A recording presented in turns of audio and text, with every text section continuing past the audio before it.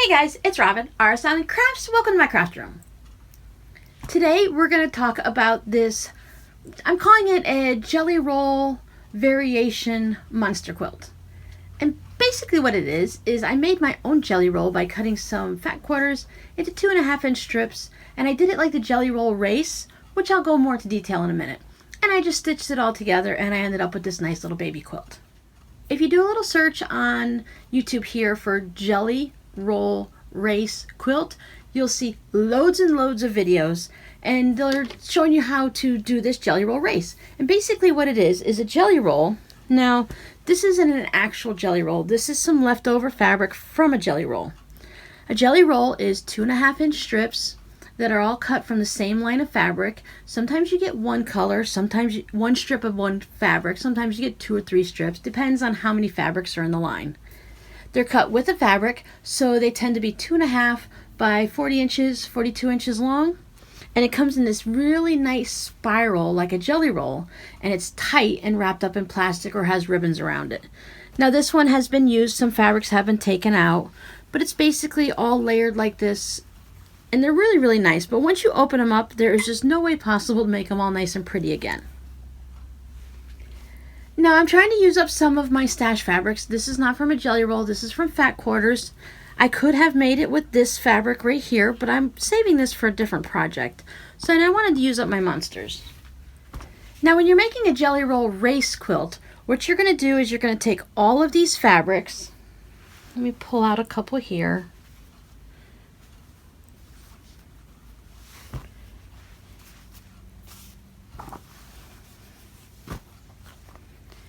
And you start with just taking 2 fabrics that aren't the same, and you'll take them to your sewing machine, and you'll either stitch them together on a diagonal like binding, or you'll just stitch them together like this, and when they open up you'll have a long strip like this. Most of the time they tell you to take one of your strips and either cut it in half or cut off 8 inches or whatever it is. I haven't actually made a jelly roll race quilt because you're limited to the size unless you do some little bit of extra math and extra work and stuff like that. So whatever these all stitched together, that's the size you're going to get. And it tends to be narrower and very long. Because after you take all these strips and you sew them all together, and they're like feet and feet long, you'll take your first strip, and you'll take your last strip, and you'll put them together like this, and you'll stitch all that long length of strip together for miles and miles and miles and miles. And when you get to the end, these are the 2 strips that you'd had sewn together, or your last ones are all sewn together. This is the end of it, or it could be an end of it that looks like this. After you've stitched them all together, then you're going to cut here. Now I said there's many videos for you to watch to do this. I'm just giving you an idea of what this is. So then you'll have these 2, and you'll have half as long of a strip because you cut the end. So then once again, you're going to go to the end of your line,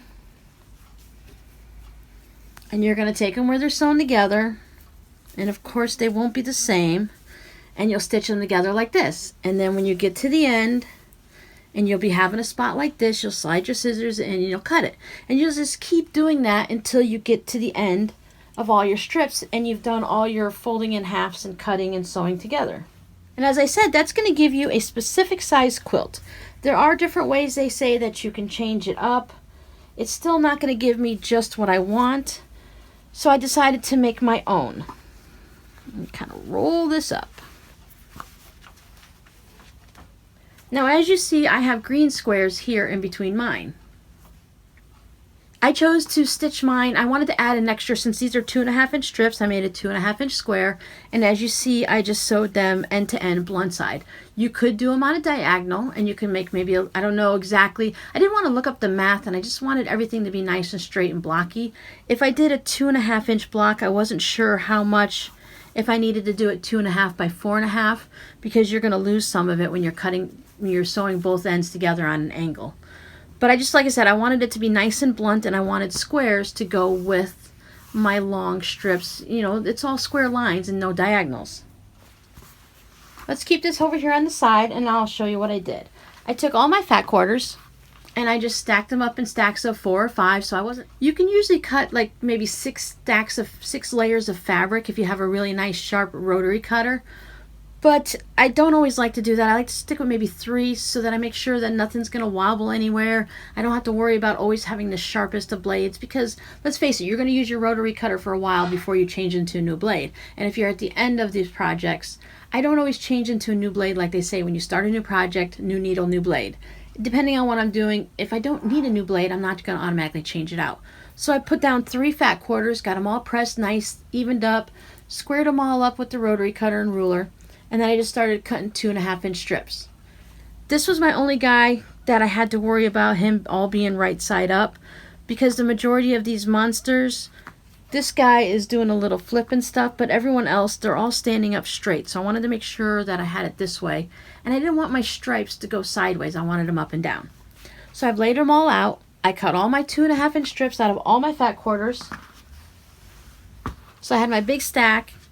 And I went ahead and I separated them by fabric. So I had all my yellow guys here and all my pink stripes, and I had all my blues.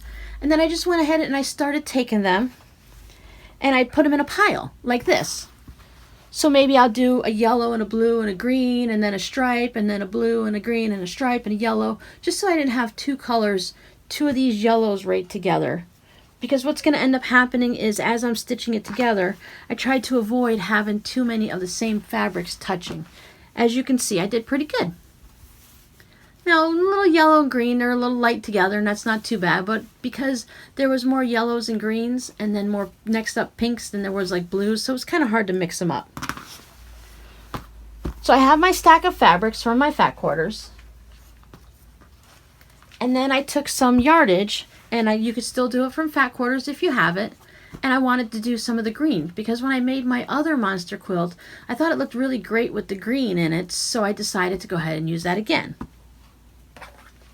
And once again, since I cut into 2.5-inch strips, I made 2.5-inch squares. See, so far so good, right? This is a very easy process. So then I started taking all of these strips here, and I started putting green blocks in them. And what I wanted to do is I wanted to make sure I had a strip, and then a green block, and then a strip. Now these are the ones that I already cut. I cut a lot of these for this quilt, knowing I was going to make a second. So these are my extras. But you see, this time I have a green strip, and then the color, and a green strip, and then a fabric, and then another green strip. But as I was doing this, if you cut them all the same, if you have a 40-inch strip and a 2.5-inch block, and a 40-inch strip and a 2.5-inch block, when you start sewing them together like this, they're going to stack up. And I wanted to make sure that my green blocks weren't all right in a row. These are going a little diagonally. You know, they don't all line up equally. Sometimes I have them a little bit close together here, and other times there's a good distance between them. And the way I achieved that is I took a couple of my strips and I just cut them in half. Or you can cut them in thirds, or however you want. And then as I was stitching all of these together, every now and then I would get one of these short ones. And this would allow those strips to, when I started sewing them together, it would offset them.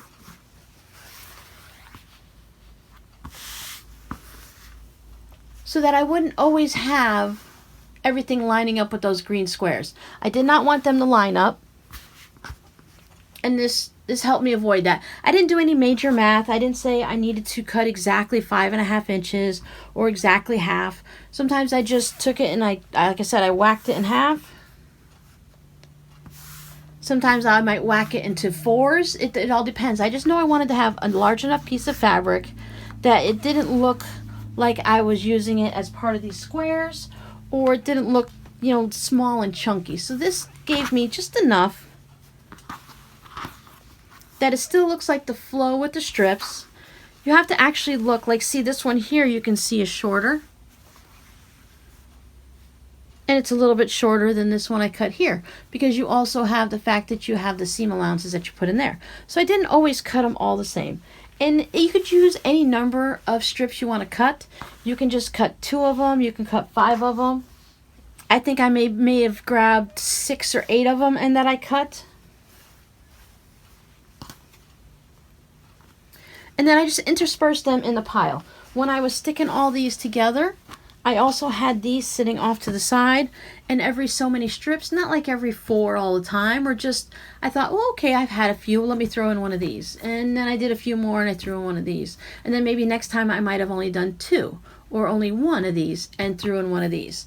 Sometimes, I mean, I try not to make sure that there was like a short strip, a green square, and a short strip. I try to just intermingle it through.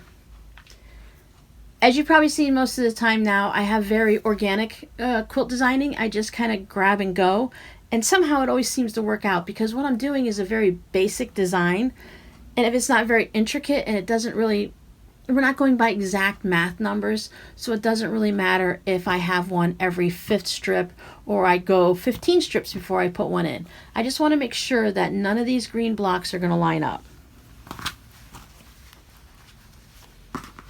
So I've taken my strips and I've added green blocks to all of them, and I make sure that as I'm sewing them together, and I'm getting that really, really long, mile long strip still, because what I'm getting is I'm getting my strip and a green and a strip and a green, and I just kept stitching it over and over and over again until I had one really long strip. Then I had to say, okay, what size quilt am I going to make? I decided I wanted to make mine 36 inches wide by 40 inches long, so that would fit a yard of fabric on the back and I wouldn't have to worry about piecing it. I've talked many times already about this, how I wanted to make it for the donation quilts. So it's a nice little baby quilt, and I didn't want to add all this extra steps and process into it, because if I want to make 50 plus quilts a year, I don't really want to make too many complicated ones. I need to make sure this is going to be quick and simple, and piecing the backs is going to take extra time. If I have to because of fabric restrictions, then I'll do that. But right now I have plenty of backing fabric that I shouldn't have to piece, or I shouldn't have to piece it very much. So I took my strips and I decided I wanted 36 inches. So for me, I can actually just take a yardstick. But what I did is I measured it out and I made mine 38 inches. You see, I went to about 38 inches, 37 and a half, 38 and a half, because as I'm starting to sew it all together, I want to be able to trim up my sides. In case my sides get a little bit wonky as I'm stitching, if I make it 36 exactly, and I have to trim a ½ inch off of one side and 3/4 of an inch off another, I'm going to be making it narrower and narrower. And 36 is already starting to be a small, narrow baby quilt. I don't want to make it any skinnier than it is. So I go ahead and just lay out my ruler, my yardstick, my tape measure. My cutting mat is only 24 inches, so I couldn't necessarily put it there. And remember, I had miles and miles of this long strip all stitched together. So I'd pull it out and lay it down next to my yardstick. Look, I found my yardstick. Okay, so my yardstick now, it's only 36 inches long, correct? Now when I lay this out on my cutting mat, I put my 36 on a line. So here's this is just a regular strip that I don't have, like I said, I don't have them all stitched together, I'm sorry. But if I laid this down and I had my strip and I started it at 1, and I had all my extra just hanging off the edge here, right? So as this strip is all laying here, I've got it at 1.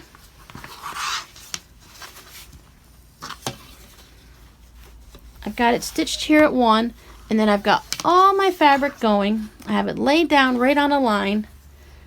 And then I would just go up to the 38, 2 inches after 38, and then I just snip it. And I'd put that to the side. Then I'd grab the next one and I pull it all the way to the number 1 on the end of my yardstick, and then I just snip it right here at 2. Does that make sense? I'm going to hold off stitching together the second baby quilt like this, just in case you guys have any questions. Then I can pull this fabric back out and I can show you exactly what I was talking about if I'm being a little confusing. So now I have all these strips, all of them with my green squares. They're all cut at about 38 inches. So as I just keep making a pile with them, I just pile them up one right on top of the other. Just kept them nice and neat and organized that way. Now I wasn't worrying about what looked like what yet. So then as I'm going through the pile, I would just pick 2 of them up. And I'd make sure it looks like my monsters are mostly going the same way. And I just stick them together like this. I lay them down before I cut them, and I just look at it and I'd say, okay, pink and yellow, that's not too bad. But look, my green squares are lining up and I've got 2 blues here. So first of all, I could just try flipping it this way. Now that's going to alter my green just enough if I want. And if I didn't like that, then I could just go ahead and grab another strip and see how that one looked. And see how this one's starting with a green block already, so I could be different. And that's where this short strip here is going to help me out. And as I just look all the way down, I see that nothing's really lining up and none of the fabrics are going to be identical. Maybe if I had 2 pinks, I might want to change it. But the pinks are different and the greens and yellows, they're different from each other. So I'll go ahead and I'll just stick these 2 together, right sides together. I didn't even worry about pinning it. I just lined it up on the end and I did my 1/4 inch seam and I just stitched and stitched and stitched and stitched until I ended up with this. So that I have 2 strips put together. I go ahead and give them a nice press. Make sure I go ahead and set the seam first like this, and I open them up. I press them to whatever side I feel like, because everything's going to be in one long length. You're not going to be matching up any seams anywhere. You don't have to worry about matching seams where your blocks are, because you don't want these to come together. If by some chance you had a strip that ended for some reason and you ended up with a green right here and a green right here, and you had that seam, you don't even have to worry about matching that seam, because they're not supposed to be that close together unless you got to the end and you ran out of fabric. As you can see, these are a little bit close. I did not worry about shifting the layers at all to make sure that these lined up. Even these right here, they're not lined up because they're not supposed to. So then I take all my fabrics and I stitch them together 2 at a time. Now mine's going to be 40 inches, so that means I needed 20 of these strips. 20 times 2 is 40, because you're going to lose a 1/4 inch seam allowance here and a 1/4 inch seam allowance here. So then I just stitch these 2 and then I take the next 2. Say, okay, I've got this one and this one, and I went through the same process.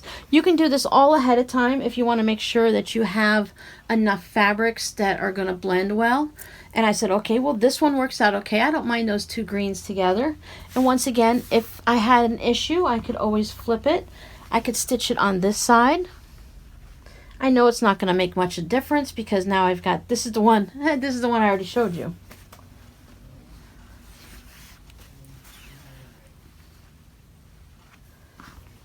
So I could stitch it either way. It doesn't really matter whether you put it on one side or the other. My only consideration was to make sure that these monsters were heads up, and if I noticed that all of these were going in that direction, then I'd want all of these to go in that direction. Now that's going to give me 2 pinks together here and 2 blues together there, so I would probably swap these out. So now I have all my chunks of 2 strips together. So then I would just take these 2 strips and my next set of 2 strips, and I'd line them up again, and I check. If it works on this side, great. If not, I can always put it on this side. And if my monsters are behaving, I could flip it around and toss it back and forth. And then I just kept stitching them all together until I ended up with my full length of my quilt top.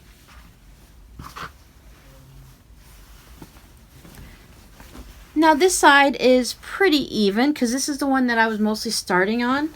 Because as you're doing your groups of 2 and back and forth, sometimes you're going to be stitching to left to right and then right to left, depending on how they are. They tell you if you were to put this strip, then this strip, to this strip, to this strip, to this strip, then sometimes you get that fabric that has that bow in the center because of the way the machine's pulling it, which is why I stitch 2 strips together and then 2 strips, and then I send those 2 to 2 to 4. So now I have a whole bunch of 4s. Then I stitch my 4 to my 4, and I have 8s. And as you can see, I have 2 greens together here, but they're different greens, and this has a highlight, so that one didn't bother me. Plus it's a small chunk. So I'm not even going to bother trimming this side. And even this side, as you can see, it's all jagged. I have all uneven pieces, but once again, I'm not going to trim this side either, because after I'm done quilting it, I'm going to have to trim it then. So I'm not going to worry about it right now. Because every time I go and trim it, I'm going to be trimming off a little bit more and more. So if I trim this even now, and I've lost maybe a ½ inch here, and then after I quilt it, if I had to trim it even again, I lose another ½ inch, then I'm starting to get pretty close to my 36. And if I trim more than a little bit and I have to take off a good chunk, then I'm going to once again have too narrow of a quilt. I could always add borders onto it though, and that would make it a little bit larger. So if you like the look of the Jelly Roll Race quilt, but you want to make sure that it's to the size you want, that if you want it specifically to be for a certain thing like a lap quilt for on the couch, or if you want to make it for someone who's really tall or someone who's really short, and the way the Jelly Roll Race quilt, the numbers just aren't the sizes for you, you could do something very similar and do it this way. You're going to have the same look. It still looks like the Jelly Roll Race quilt. It doesn't look any different, but I got to decide how wide I wanted my quilt to be, and I got to stop at the length that I wanted. Does that make sense for everybody? If you have any questions, please let me know down below, and I'll clarify anything. And like I said, I'm going to hold these strips off for a couple weeks, make sure everyone kind of gets the idea of what I was talking about, and then I'll go ahead and stitch another quilt up. I have plenty of other quilts that I can stitch up before I worry about this one. Thanks for hanging out with me in my craft room, and I'll see you next week. Oh, and for anyone who might have noticed, yes, we've made it all the way through January, and I have not done an ornament of the month with you guys yet.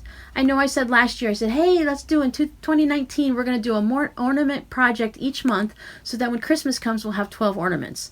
But as many of you know, we kind of got hit hard with a little medical crisis here with my husband. And yeah, it threw me for a loop. So I don't quite have my ornament ready for January. I didn't even have a chance to pick one out. So but we'll start back up in February, and I'll try to get one at the beginning of the month so that I don't run out of time anymore. I haven't decided if the ornament videos are going to be part of my Sew With Me Friday videos, and it'll be a Friday video, or if it'll be a bonus video that pops up sometime during the week or on the weekend.